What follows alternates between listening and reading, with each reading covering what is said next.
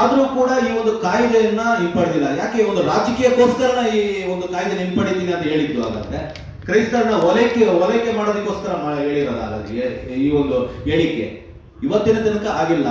ಪ್ರತಿ ವಾರ ಭಾನುವಾರ ಬಂತು ಅಂತ ಹೇಳಿದ್ರೆ ಸಭೆ ಚರ್ಚ್ಗಳಲ್ಲಿ, ಅದು ಮನೆಯಲ್ಲಾಗಿರ್ಬೋದು, ಅನೇಕ ಕಡೆ ಚರ್ಚ್ಗಳು ಸಿಗೋದಿಲ್ಲ, ಪ್ರಾರ್ಥನೆ ಮಾಡೋ ಕಟ್ಟಿಸ್ಕೊಳ್ಳೋಕೆ ದುಡ್ಡಿರೋದಿಲ್ಲ, ಅವ್ರ ಮನೆಯಲ್ಲಿ ಪ್ರೇಯರ್ ನಡೆಸ್ತಾ ಇರ್ತಾರೆ.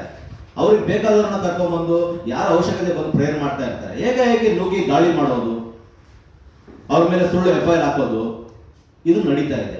ಮುಖ್ಯವಾಗಿ ಇತ್ತೀಚಿನ ಘಟನೆ ಹೇಳೋದಾದ್ರೆ ಹಾವೇರಿ ಜಿಲ್ಲೆಯಲ್ಲಿ 20 ಜನರ ಮೇಲೆ FIR ಆಗುತ್ತೆ.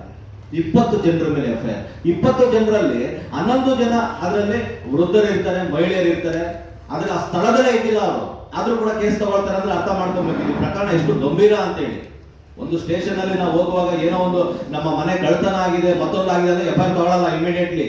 ಸ್ಟೇಷನ್ಗಳಲ್ಲಿ ದಾಖಲೆ ಇಲ್ಲ, ನಾವು ತಗೊಳ್ಳೋದಿಲ್ಲ ಅಂತ ಹೇಳ್ತಾರೆ. ಆದ್ರೆ ಈ ಮತಾಂತರ ಕಾಯ್ದೆಯಿಂದ ಯಾವುದೇ ದಾಖಲಾತಿ ಇಲ್ಲದಿದ್ರೂ ಕೂಡ FIR ಮಾಡ್ತಾ ಇದ್ದಾರೆ ಅಂತ ಹೇಳಿದ್ರೆ ನಮ್ಮ ಸರ್ಕಾರ ಯಾವ ಮಟ್ಟಿಗಿದೆ, ಇವತ್ತು ಧಾರ್ಮಿಕ ಆಚರಣೆಗಳಿಗೆ ನಮಗೆ ಯಾವ ರೀತಿ ಇದು ಒತ್ತು ಕೊಡ್ತಾ ಇದೀವಿ ಅನ್ನೋದು ನೋಡ್ಬೇಕು.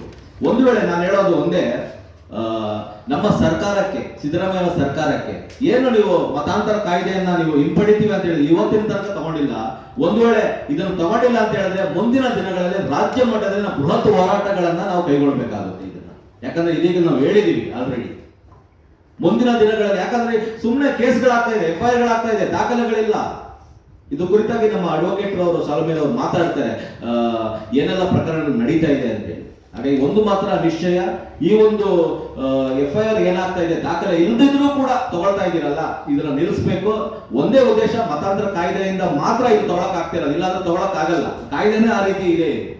ಹಾಗಾಗಿ ಇದು ಜನಸಾಮಾನ್ಯರಿಗೆ ಯಾವುದೇ ಧರ್ಮ ಆಗಿರಲಿ ಈ ಒಂದು ಕಾಯ್ದೆಯಿಂದ ಯಾವುದೇ ಪ್ರಯೋಜನ ಇಲ್ಲ.